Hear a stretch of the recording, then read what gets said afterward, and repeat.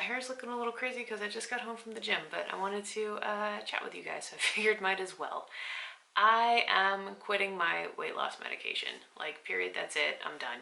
I have been on weight loss medication, various different ones, for about a year and a half, since February of 2022, is that right? I think so. And I'm done. Let me back up. So I had vertical sleeve gastrectomy, which is a weight loss surgery, back in 2016. My gosh, almost 7 years ago. At the time I weighed 270. I'm 5'8". Over the next 14 months, I lost 100 pounds. I got to my goal weight of 165, which was awesome. I saw that number for like a day, but I lived in the 170s for a while, which was great. I think that's what I'm trying to get back to now.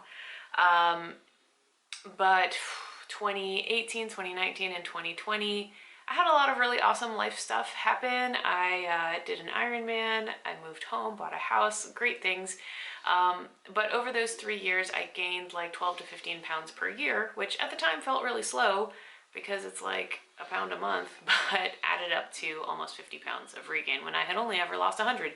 So yeah, I guess in 2021, my gynecologist recommended that I see a specialist about weight loss. So I went to this obesity medicine doctor, and honestly at the time, and I've documented this over the last several videos as well, but at the time I thought this was somebody who was gonna like help me lose weight, not just write a prescription for medication. I was actually very shocked that medication was the answer, especially because at the time, gosh, was that 2 years ago? At the time,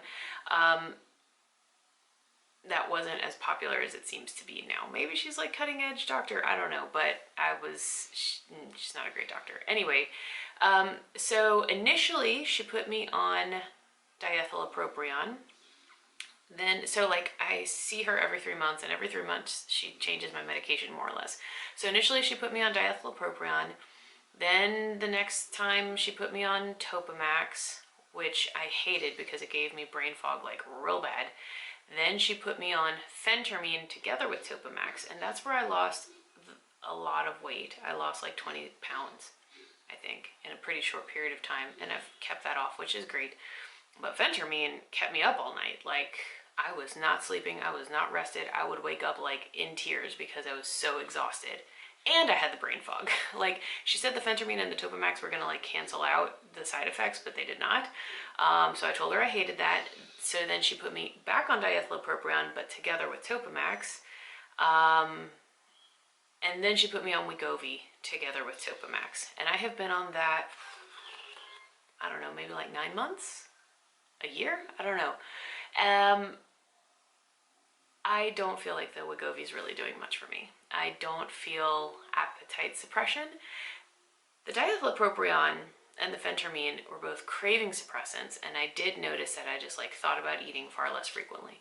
The Wegovy, man, I'm just not, maybe my body's used to it now, but I don't feel like it's doing anything for me. The Topamax, on the other hand, is still causing brain fog like bad. Not as bad as when I was taking it by itself, but I don't like it. It's a seizure medication. It's like affecting my brain. It just happens to have a side effect of appetite suppression. I don't like it. It's hard for me to do my job. I work in data analysis. Like, I work in large number sets. I have to like find patterns and see things and remember things, and I just can't. It's awful. It's like really debilitating. It's hard for me to have like intelligent conversations with people. It's hard for me to learn the rules to a new board game. Like, Topamax, I really don't like it. So, and I've told my doctor this many times, and her solution was to take it at night so that during the day the effects would be less. And they're certainly less than when they were initially, but I just don't like it. So I have decided that I have stopped taking it since I got back from KetoCon. So what, it's been 2 weeks? 3 weeks? 2 weeks? I was taking the Topamax every day, then I started taking it every other day, and then I just stopped. So I have weaned myself off. I haven't even talked to my doctor about it because I'm not supposed to see her again until the end of July. But I'm just not going to take it anymore.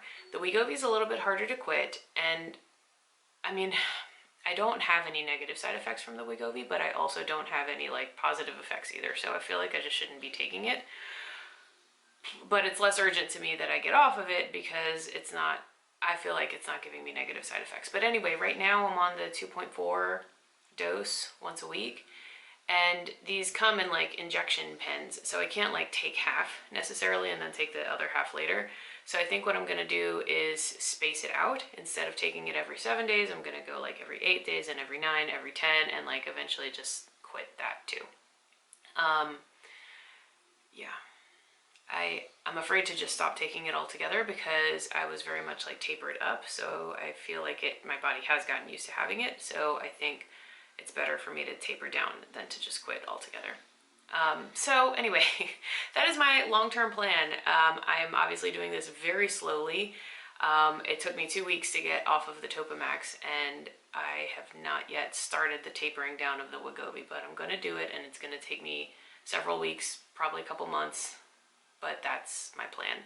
And if you've been here for a while, you know I'm okay with taking things slow, like months and months to transition to a new lifestyle or thing. I'm okay with that. I feel like it's much more sustainable that way and much less harsh on the body, like whatever it is.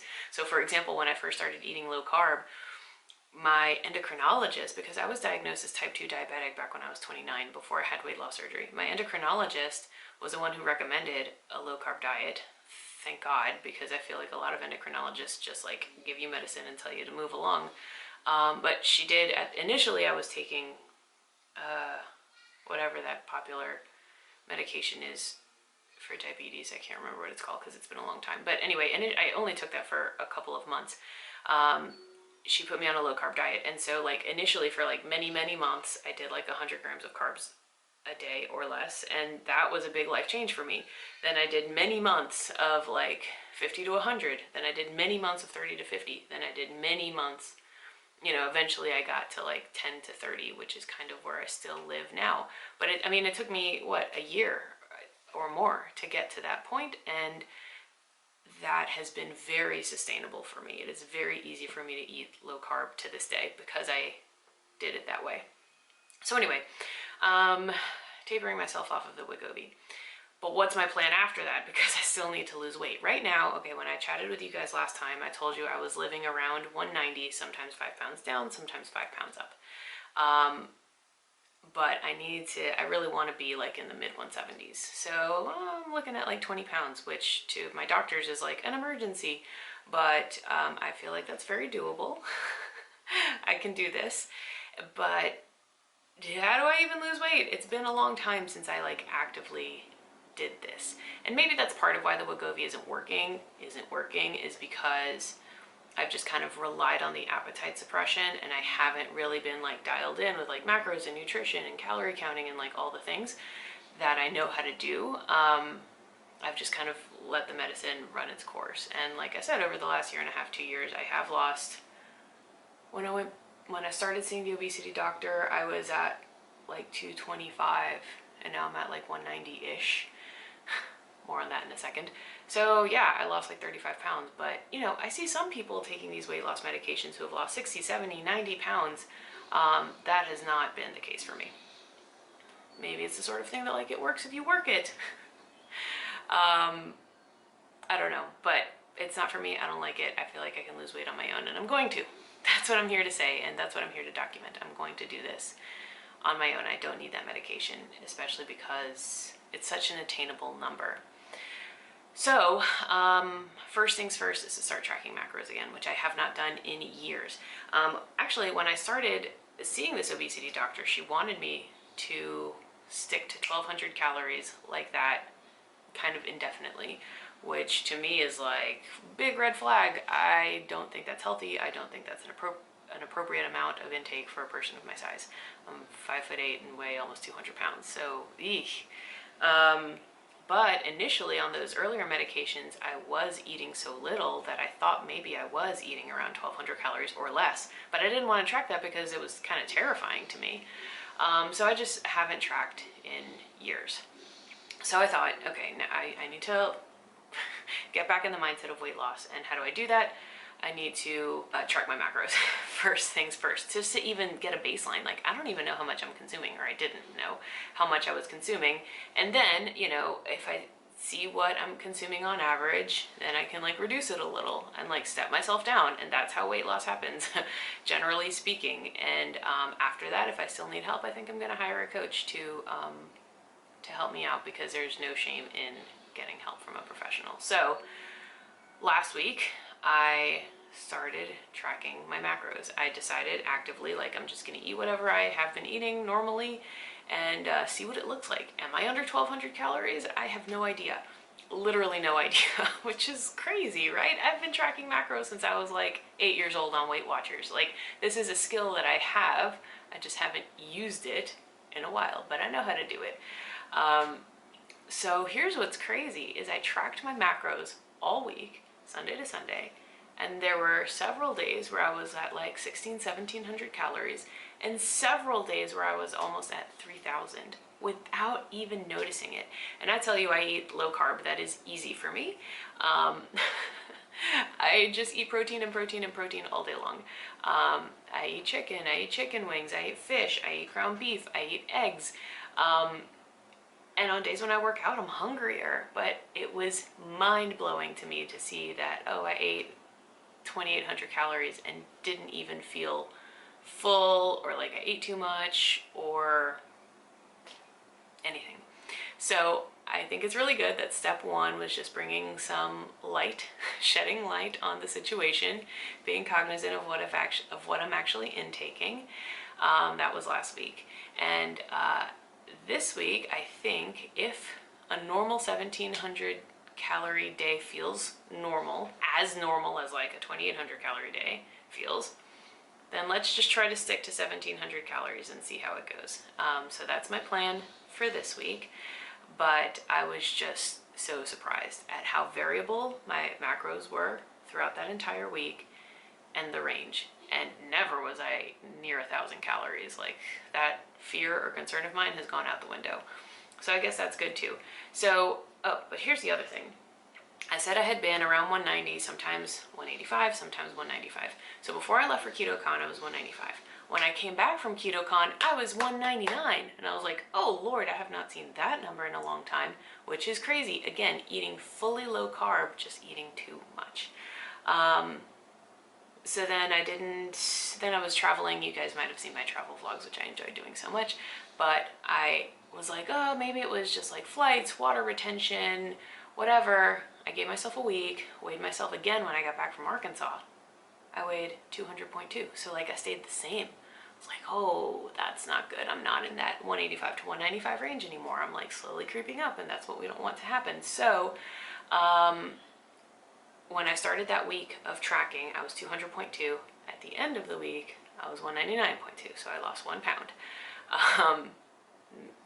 Maybe that would have happened on its own. Maybe the fact that I was tracking kind of subconsciously caused me to eat less. I don't know. But what's crazy is that in the middle of that week, up until Friday, from Sunday to Friday, at Friday I was 194.6. And then Saturday and Sunday I gained, 5 pounds. But I also started my period. So I don't know.